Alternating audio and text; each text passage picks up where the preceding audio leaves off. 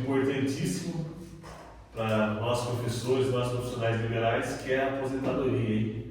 E talvez até uma abertura de empresa, uma MEI, não sei. Estamos aqui com nossos senseis maravilhosos, aqui, o Edson Melo e o Digão, que é o Rodrigo. Fábio Rodrigo. Pode chamar de Digão, Digão só conhece o Digão. Vamos lá, Marcelo. Tudo bem? Oi pessoal, tudo bem? Obrigada pelo convite, muito legal estar aqui para falar desse assunto, trazer essa conscientização, né? Sobre formalizar o seu negócio, contribuir para o INSS, pensar numa garantia, né, para o futuro ou para o presente, vai saber, né? São muitos os benefícios que de repente o pessoal pode não conhecer e que pode ter acesso facilmente, né, com uma contribuição do INSS. Bom, fala um pouco de você, fala da sua trajetória. Meu nome é Marcela, você já sabe, né? Marcela Truzzi. Eu sou contadora já desde 2001, né? Então já tenho mais de 20 anos aí atuando na área. Ajudo principalmente pequenas empresas e pessoas físicas, né? A regularizarem seus negócios, a alcançarem seus sonhos aí, formalizarem as suas empresas, né? E, inclusive, o último projeto que eu tenho é o MEI na Mão, que é uma plataforma que realmente ajuda o microempreendedor a ter a vida facilitada. Então ele resolve toda a parte burocrática num só lugar, né? Não sei, estou aqui, né, no meio dos lutadores, dos atletas, não sei se burocracia é muito a área de vocês, mas é para isso que a gente está aqui, para falar um pouco da necessidade de pensar, né? Por que você tem renda, quais são suas obrigações, e já que tem tanta obrigação, né, como vocês poderiam usufruir um pouco de benefícios também, né? Então, direitos e deveres, né, mas direitos também. Muito legal. E vem cá, vamos começar então com uma pergunta bem direta, assim. MEI, a gente que é da arte marcial ou do esporte informal, assim, informal não sei, que eu acho que esporte professor de dança, que eu acho que dificilmente tem um contrato, uma carteira assinada, digamos assim, né? Ou pode ser MEI também? Tem várias nuances, né? A gente tem o atleta profissional.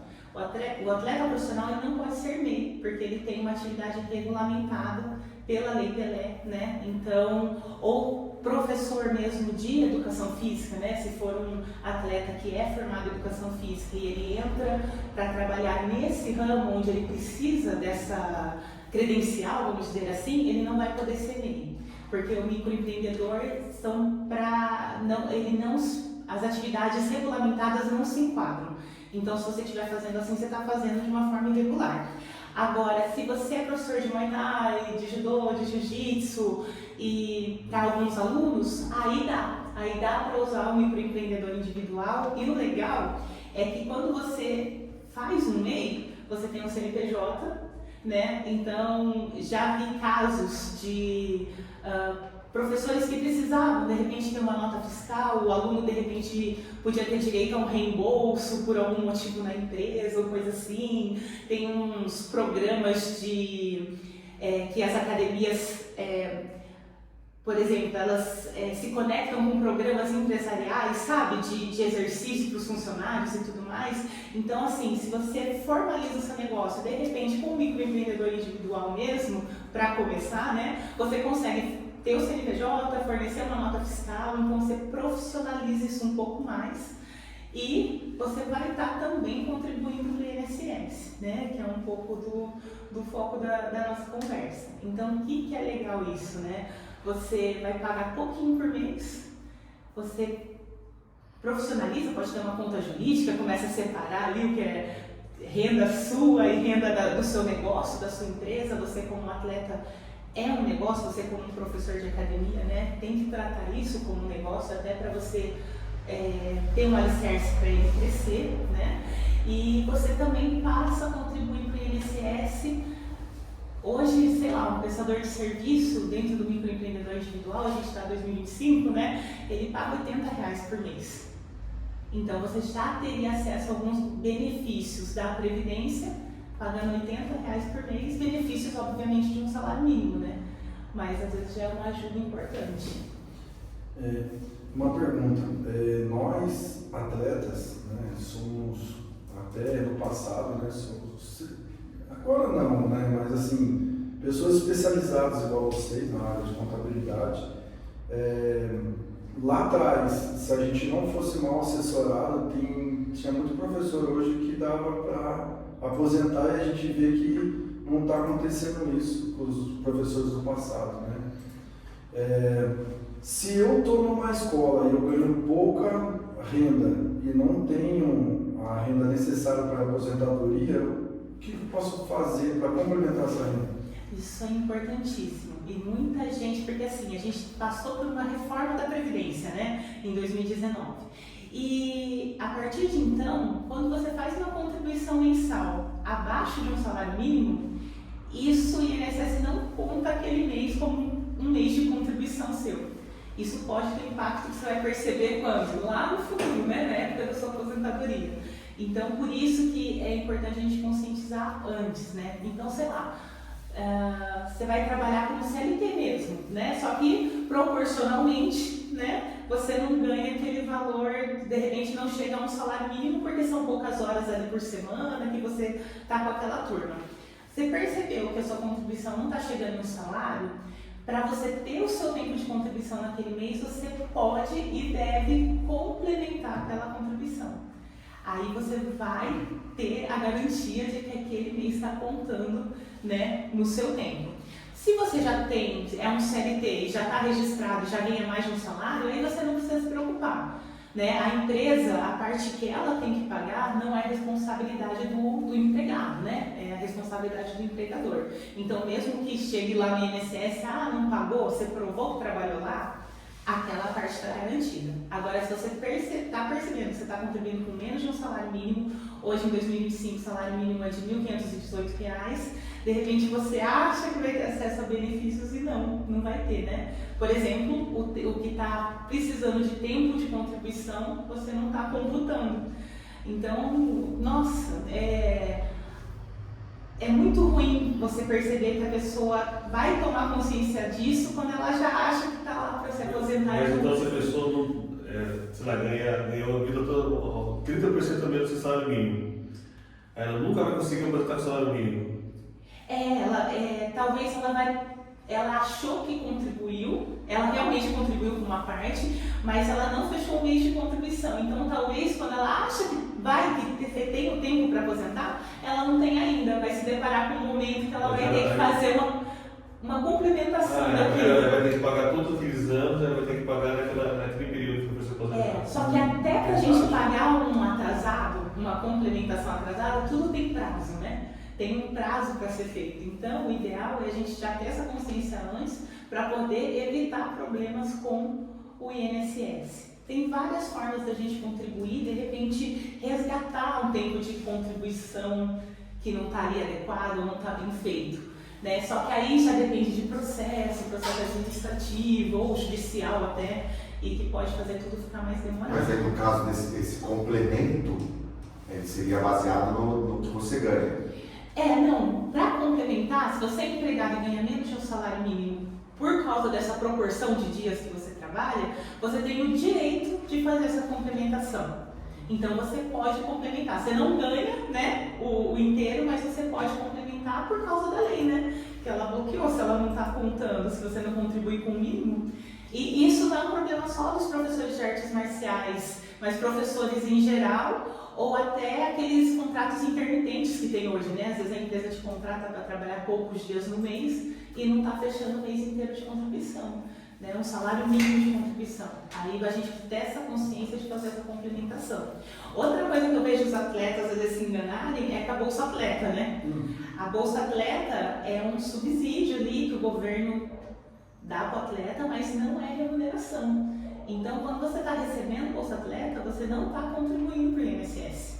Né? Então, tem que ter essa noção, porque se você não tem, vamos supor, não é CLT, não tem uma empresa, não tem nada, não contribui, mas você é atleta, você está ali, né? Talvez vivendo com Bolsa Atleta, ganhando dinheiro e tudo mais, o que você poderia fazer nesse caso? Fazer uma contribuição facultativa.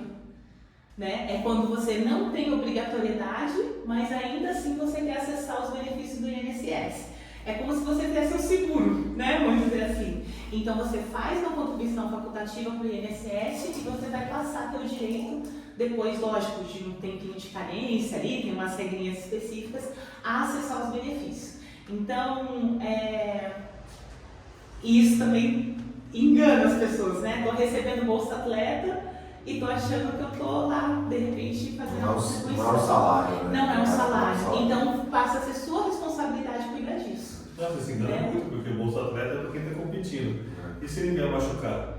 Está sem cobertura do INSS. Está sem cobertura. Outra coisa, eu ganho um salário mínimo, só que eu não quero aposentar com esse salário mínimo. Eu posso complementar para ter uma aposentadoria melhor no futuro. Aí tem que tomar cuidado. Sim, Pode sim. A gente sabe lutar, ensinar os outros a lutar. depois eu te ensino uns 2, 3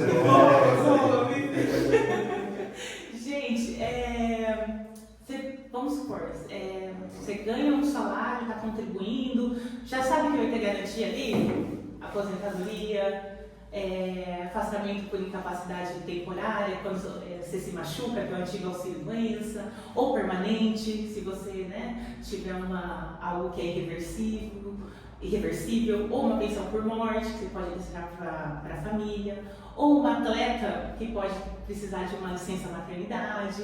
Então você está contribuindo, mínimo, você tem direito a acessar todos esses benefícios. Vai ganhar o salário mínimo. Lógico, contribuir com o mínimo, vai receber o mínimo, né? Você quer receber um pouquinho mais. Então, o indicado nesse caso é fazer um planejamento previdenciário, né? Para ver se vale a pena realmente se isso vai valer a pena no futuro, né? Você fazer esse investimento, gastar mais ou guardar esse dinheiro. Então, a gente faz esse tipo de análise. Mas, o que o INSS diz? Se você tem renda, né? Você é obrigado a contribuir. Então, esse é um primeiro ponto, que eu percebo que muita gente tem renda, mas não contribui com nada, né? Então, se você tem renda, você é obrigado a contribuir. E aí, você é um contribuinte individual. Então, você já é um CLT, vamos dizer, já ganha o salário mínimo lá, mas você quer dar um upgrade ali na sua aposentadoria, no seu benefício, quer contribuir com um pouquinho mais, você teria que contribuir como contribuinte individual, porque aí o facultativo não serve mais. A contribuição como contribuinte facultativo é só para aqueles que não têm obrigatoriedade em nenhuma área da vida. Não é CLT, não é autônomo, é estudante, sei lá. Não tem nenhuma renda, ou é só Bolsa Atleta, que não é considerado remuneração, então você não tem obrigatoriedade e você faz uma contribuição como facultativa. A partir do momento que você tem qualquer tipo de obrigatoriedade de recolhimento para o INSS, aí você tem que fazer uma contribuição como contribuinte individual.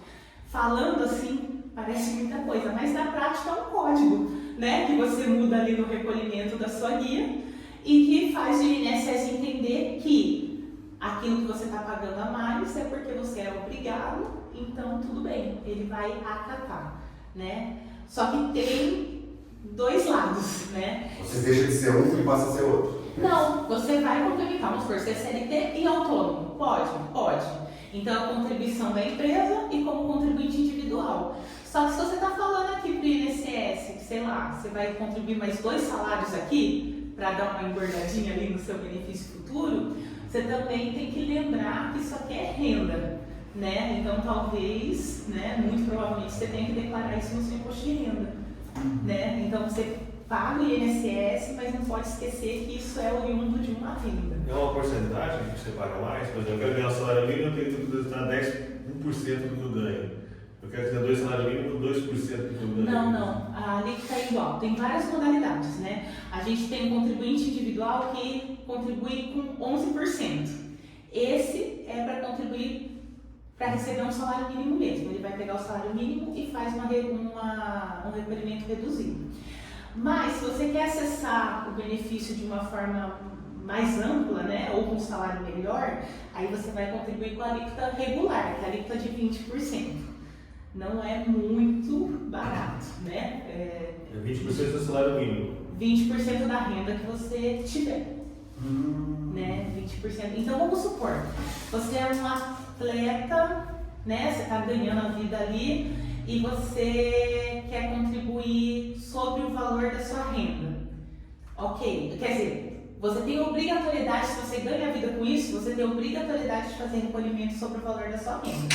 Aí você pode escolher. Vamos supor que você ganhe mais de um salário. Ou você paga 20% de tudo que você ganha, é uma modalidade, ou você paga 11% do salário mínimo. Qual o teto? O teto hoje da aposentadoria, pesquisa ainda. Não lembro agora de Porque se você pensar bem, igual você estava falando da análise, se eu ganho bem e vamos supor 20% do que eu ganhar de renda, vamos supor, eu ganho muito bem. 20% é a contribuição, né? Sim. É 8.157,41. Para a contribuição hoje. 8.000. Aí daria 20% de 8.000. Calcula aí. É isso que eu tenho que pagar, no caso. Se eu tivesse que aposentar com o que eu estava contribuindo. O planejamento previdenciário, ele é importante por isso, porque com a regra nova da aposentadoria, óbvio, né? Quem já está afiliado ao INSS antes de 2019... 1.700 mais ou menos. 1.700 de contribuição. Quem está afiliado antes da reforma da Previdência tem algumas regras a mais que a gente, no meu caso eu tô, né? Que a gente pode acessar, né? Então, a gente tem que pensar em tudo isso. Mas, para quem se filiou depois de 2019, a regra é que, para você se aposentar, quando a gente vai calcular lá seu benefício, sua aposentadoria, a média de todas as suas contribuições ao longo da vida. Então, assim, se você teve por um tempo um salário que você estava contribuindo com um teto, de repente você começar a contribuir com o mínimo, vai jogar sua média lá para baixo. Né? Então a gente tem que pensar nisso. Ou o contrário, sua vida inteira você contribuiu com o mínimo. Aí de repente, os últimos anos aqui eu vou contribuir com o teto que eu vou aposentar melhor. Talvez sim, mas quanto melhor? Porque vai somar todas as suas contribuições e fazer uma média aritmética, entendeu? Então, assim, às vezes não vale tanto a pena dispor, né, de tanto dinheiro. Porque se só vai dar dinheiro para o governo, não vai ter nada lá na Às vezes na hora não de pagar. não vai ter um resultado tão grande no cálculo da sua aposentadoria, né? Porque são muitos anos, né, para se aposentar, né? Hoje a gente não tem mais aposentadoria por tempo de contribuição, depois da reforma, né? Para quem se filiou antes de 2019, sim. Mas para quem se filiou depois, não, é por idade, né? A mulher Para filiar, você fala o primeiro registro. Começou a contribuir antes de 2019, aí tem outras regras, né? Tem umas regrinhas de transições, a gente ainda Então, até 2019 é por tempo de serviço. Existe também, mas aí a gente pega uma regra de transição. Quem já pagava INSS antes de 2019, ele vai poder usufruir do que já existia, mas não do jeito que era. Ele pega uma regrinha de transição, que a gente chama. E até quando por essa regra de transição? Não, para quem se filiou antes de 2019, elas são cabíveis. Aí a gente vai avaliar na hora do benefício qual regra é melhor. Mesmo tendo parado, vamos supor, o primeiro registro dele foi em, 2000. Não tem problema. Aí, ele veio, ele entrou nos estudos, ele não fez essa parte durante 4 anos, mas não contribuiu mais. Depois ele volta a contribuir, mas o primeiro registro dele foi em 2000. Ele vai poder acessar. O legal de quem entrou com a Previdência antes de 2019 é que ele vai poder ou usar a regra nova ou usar a regra antiga. Mesmo tendo parado. Mesmo tendo parado. Não importa a quantidade de tempo. Não importa o que Mas acontece. tem que estar ganhando o mínimo de um salário. Não. Gente, parar de contribuir para o INSS, você só às vezes perde a qualidade de segurado. Vocês já ouviram falar disso? Não. Depois que a gente se filia ao INSS, a gente passa a ter um contrato com eles, vamos dizer assim, né? Direitos e deveres com o órgão. Então, a gente tem que contribuir para que ele possa, de repente, devolver para a gente algum tipo de benefício. Tem benefício que tem carência mínima. Então, por exemplo, para a gente ter um benefício que antigamente a gente chamava de auxílio-doença, né, que eu acho que isso interessa alguns atletas, né, de repente se machuca ali numa luta, no campeonato, enfim, e vai precisar ficar afastado por um tempo, precisa de um apoio, você tem que ter pelo menos 12 meses de contribuição. É o período de carência. Dentro do ano. Não, você tem que ter nos últimos 12 meses, vamos dizer. Porque assim, eu tenho a contribuição tal ano, só que aí eu parei um ano, então eu não tenho direito desse ano. Aí a para gente tem contribuir. que tomar cuidado, porque o que acontece? O INSS ele não é tão ruim, né? Ele dá para algumas pessoas um período que a gente chama de graça. Então, às vezes você para de contribuir para o INSS, mas não no mês seguinte você já não está sem a proteção dele.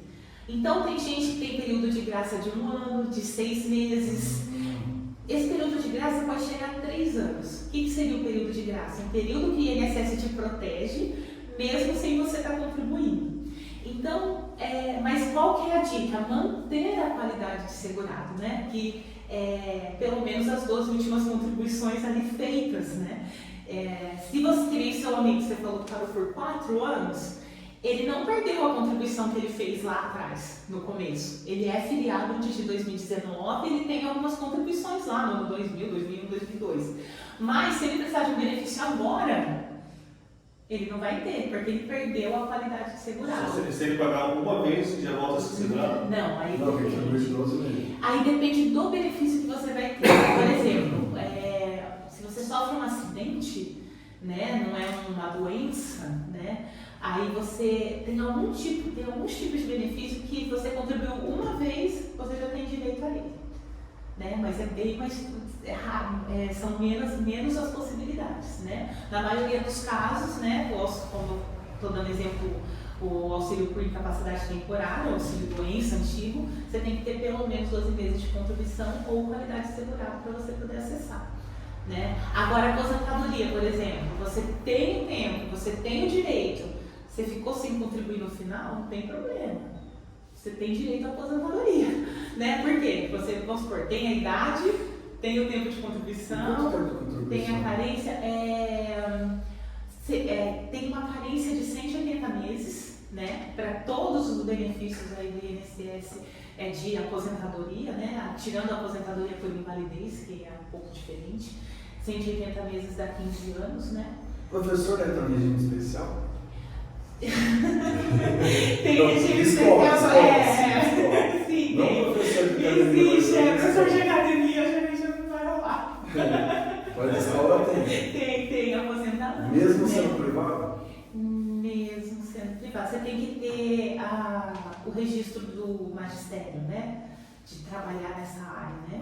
E aí você tem um benefício aí na hora da Mas no nosso caso de educação física, Você licenciatura. A licenciatura serve para muita coisa, não. Mas tem que ser predominante, né? Na sua atividade, assim.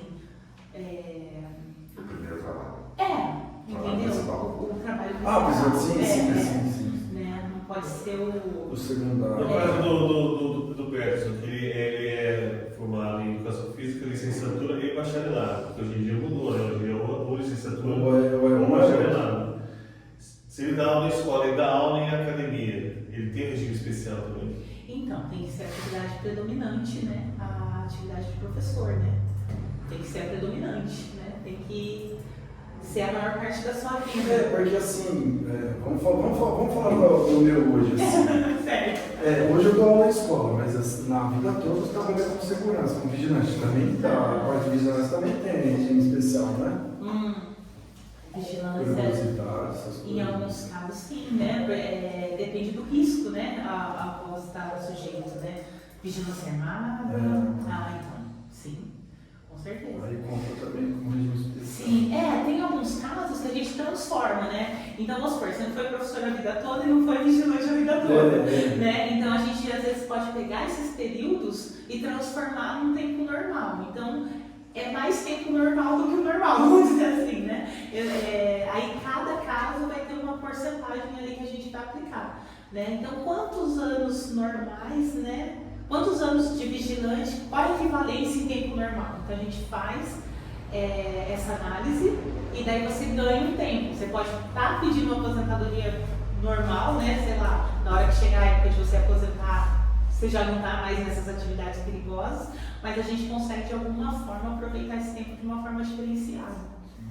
Né? Então é legal. Então a gente nunca pode esquecer do que a gente faz, né? Durante a vida. Ter as provas, né? ter o registro certinho, ter a função correta ali na sua carteira ou no seu contrato. Porque tem registro na carteira digital minha que eu fazia uma função e não tá outra. Então Por quê? pensa, se for... É um código errado. Não pode, talvez só, às vezes não é proposital, às vezes para a empresa isso nem gerou nenhum benefício, entendeu? Mas é uma questão de falta de cuidado, né? Tem como corrigir se quiser. É porque Mas precisa de bombeiro, provas, né? bombeiro também tem, não tem? E tem registro para trabalhar como vigilante, mas tu registrar com bombeiro. Bombeiro! Ai, Então, meu meu Deus. sindicato. Quem sabe bombeiro Então eu fui bombeiro, O pô. meu irmão tem férias proporcional, tem um monte de coisa sendo bombeiro. Mas se não for bombeiro, eu pensei militar, né? O bombeiro também é bombeiro civil, você tá?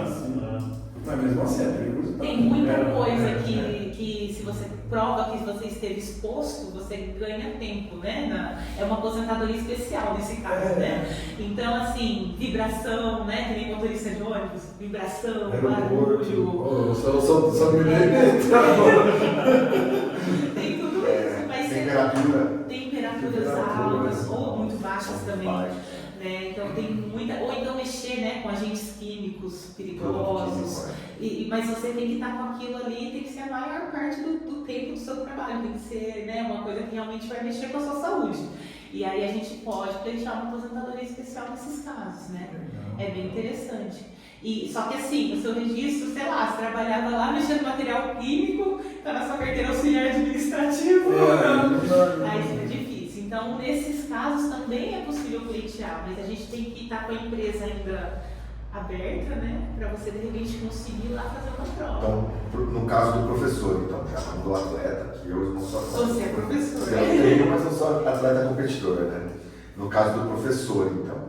O professor, por exemplo, do aula em 5 academias, não tem nenhuma das 5. Certo? Tá renda informal muitas vezes, talvez, não sei. Eu devo abrir um MEI. Ai, é muito legal.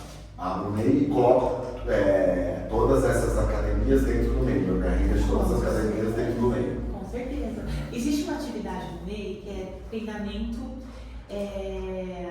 atividade de treinamento profissional e gerencial. Gente, a arte marcial, né? Vocês como professores de artes marciais, vocês estão mais do que formando um atleta, talvez formando outro professor, né? Então é um treinamento profissional, concorda? É um treinamento profissional. Então você pode abrir um MEI com essa atividade de treinamento profissional, né? E você pode emitir notas. É uma mão na roda, você resolve várias coisas. Você resolve uma comprovação de renda, que você está com renda informal, de repente você vai comprar alguma coisa, financiar alguma coisa, não consegue provar para o banco ou para quem quer que seja que você tem aquela renda que você realmente tem, né? Que hoje em dia aquele negócio de apresentar extrato bancário meio que não, o pessoal já não aceita mais. O valor da MEI é o valor fechado da contribuição, E né? é um valor fechado. Então assim, é até 81 mil no ano que você está recebendo, então a gente tem que pensar algumas coisas, porque a MEI é meio restrita. Essas academias que eu trabalho, R$6.750 por mês, dá. Eu ganho até essa faixa, mais ou menos. Então, posso ser MEI, porque o MEI tem um limite de faturamento de 81 mil no ano. Se a gente dividir, R$6.750 por mês. Dá para fazer? Dá. Gente, porta de entrada para, de repente, subir uma empresa grande. Por quê? Não tem nenhuma outra modalidade de empresa que você vai pagar R$80 por mês e vai estar com ela formalizada. Só que tem um detalhe, você recebendo ou não, você tem que pagar os 80, né? Então, assim, é um valor fixo, mas o governo não quer muito saber se você está tendo renda ou não. Mas se você tem uma MEI, você já é obrigado a pagar alguma coisa? Sim, abriu a MEI, você paga os R$80 por mês. É a sua obrigação. Então, às vezes, o MEI, ele tem aquela coisa assim, não estou recebendo, eu não tenho que pagar. E não é isso. Abriu o CNPJ, abriu o microempreendedor, você tem essa obrigação por mês. Mas, gente, não tem nem contribuição do INSS que fica R$80 por mês. Sozinha. E aqui na MEI você está resolvendo o seu CNPJ e a sua contribuição para o INSS. E já vale para ter todos os benefícios do INSS? Para ter todos os benefícios do INSS. Então, se for uma mulher, vai ter Benefício direito mínimo, né?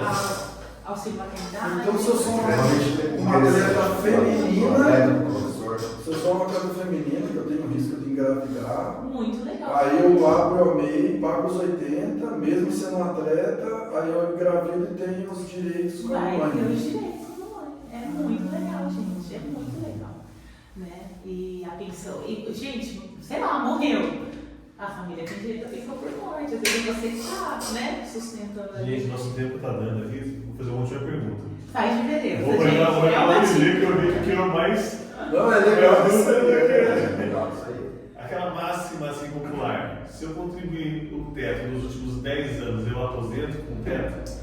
Já demos uma pincelada nisso, mas não. A gente tem duas regras de aposentadoria. Uma vai pegar a média desde 94, né, que foi quando mudou o plano, né, mudou para o plano real, então a gente pega, lógico, cada um se filiou numa época, né, tem gente que veio depois. Então, desde 94, ou depois de 2019, quem se filiou depois da reforma, vai ser uma média da vida toda de contribuição da pessoa. Não tem como, né, você contribuir nos últimos 5. Tinha um caso que nem era 10 anos, acho que era 2 ou 3 anos você contribuía para o teto, no final lá da aposentadoria, teve uma época, um pequeno período de tempo que daí você aposentava com aquele teto. Aí o INSS pegou isso, né? Porque o que as pessoas faziam?